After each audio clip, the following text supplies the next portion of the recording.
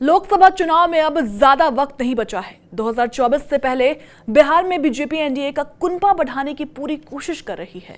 वहीं चिराग पासवान की पार्टी से एनडीए भी गठबंधन कर सकती है और हो सकता है कि कुछ दिनों बाद ही केंद्र सरकार में चिराग पासवान को मंत्री भी बनाया जाए। चिराग पासवान के चाचा पशुपति पारस इस समय केंद्र सरकार में मंत्री हैं। उन्हें चिराग पासवान के पिता रामविलास पासवान के निधन के बाद मंत्री पद दिया गया है। देखिए, रामविलास पासवान जब तक थे तब तक चिराग पासवान राजनीति में ज्यादा एक्टिव नहीं थे, लेकिन उनके जाने के बाद से चिराग मुखर कर सामने आए। अब आप देखते होंगे कि बिहार में जब भी वो कोई कार्यक्रम में जाते हैं तो काफी भीड़ भी रहती है। समर्थकों का पूरा मेला लगा रहता है। 2021 में रामविलास पासवान के निधन के बाद लोक जनशक्ति पार्टी दो धड़ों में बट गया था। चुनाव आयोग ने चिराग पासवान की पार्टी को एलजेपीआर का नाम दिया था, जबकि पशुपति पारस की पार्टी को एनएलजेपी का नाम दिया था। वैसे तो सियासत में किसी संभावना से इनकार नहीं किया जा सकता है। कब क्या हो जाए कुछ कह नहीं सकते हैं, लेकिन पासवान चाचा और भतीजे पहले ही स्पष्ट कर चुके हैं साफ शब्दों में कि वो साथ नहीं आएंगे कभी। खुद को पीएम मोदी का हनुमान बता चुके चिराग पासवान 2014 से ही बीजेपी के साथ गठबंधन के पक्ष में रहे हैं, लेकिन पिछले बिहार विधानसभा चुनाव से बीजेपी चिराग को लटकाए हुए दिख रही है।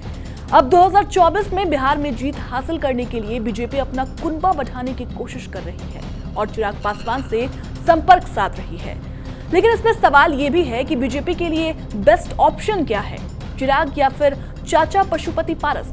देखिए, फिलहाल तो पशुपति पारस लोकसभा में हाजीपुर का प्रतिनिधित्व कर रहे हैं, लेकिन चिराग पासवान ने अपने पिता की परंपरागत सीट का दावा ठोक दिया है। अब ये देखना अभी बाकी है कि बीजेपी पारस को कैसे एडजस्ट करती है या फिर चाचा पशुपति पारस को कैसे आउट करती है।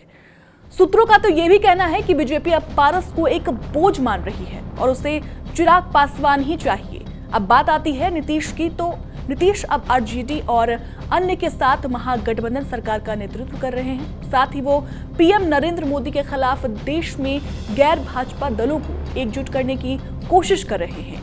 इसलिए बीजेपी को नीतीश से मुकाबले के लिए बिहार में चिराग जैसे मुखर और युवा नेता की जरूरत है। अगर सब कुछ ठीक रहा तो चिराग करीब 3 साल के अंतराल के बाद एनडीए में लौट आएंगे। हालांकि उन्होंने हाल ही में राज्य में 3 विधानसभा सीटों पर हुए उपचुनाव में बीजेपी के लिए प्रचार प्रसार किया था। बीजेपी ने 3 में से 2 सीटें भी जीती थी। अब ये भी सवाल है कि चिराग के एनडीए में शामिल होने से बीजेपी को कितना फायदा होगा। देखिए, चिराग की एनडीए में वापसी से गठबंधन को बिहार में 4% पासवान वोटों पर अपनी पकड़ मजबूत करने में मदद मिलेगी। राज्य में दलितों के बीच पासवान सबसे आक्रामक मतदाता हैं और सामूहिक रूप से वोट करते हैं। हालांकि चिराग पासवान ने कहा है कि इस स्तर पर सीट बंटवारे पर कोई भी निर्णय जल्दबाजी में नहीं होगा। 2019 में एलजेपीआर ने 6 सीटें जीतकर 100% स्ट्राइक रेट हासिल किया था। हालांकि 2020 के विधानसभा चुनावों में एलजेपी केवल 1 सीट जीत सकी और बाद में उसका एकमात्र विधायक जेडीयू में शामिल हो गया। बहरहाल सूत्रों का कहना है कि बीजेपी ने चिराग की सारी शर्तें मान ली है। यही वजह है कि कैबिनेट के लिए नए चेहरों में उनके नाम की चर्चा सबसे ज्यादा है।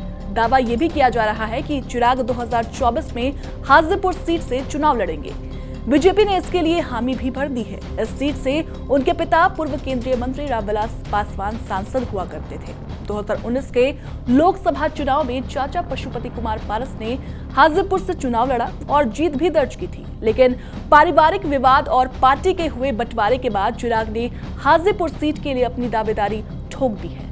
लेकिन अंत में सवाल यही है कि चिराग वर्सेस पशुपति पारस का जो ये खेल है वो आखिर खत्म कब होगा और कब आधिकारिक तौर पर चिराग एनडीए में शामिल होंगे, और क्या चिराग पासवान के शामिल होने के बाद भी पशुपति पारस केंद्र में मंत्री रहेंगे, क्योंकि कई बार चिराग पासवान ने ये तो क्लियर कर दिया है कि किसी भी कीमत पर वो पशुपति पारस के साथ नहीं जाएंगे। बहरहाल ये राजनीति है और राजनीति में कब क्या हो जाए कुछ कहा नहीं जा सकता।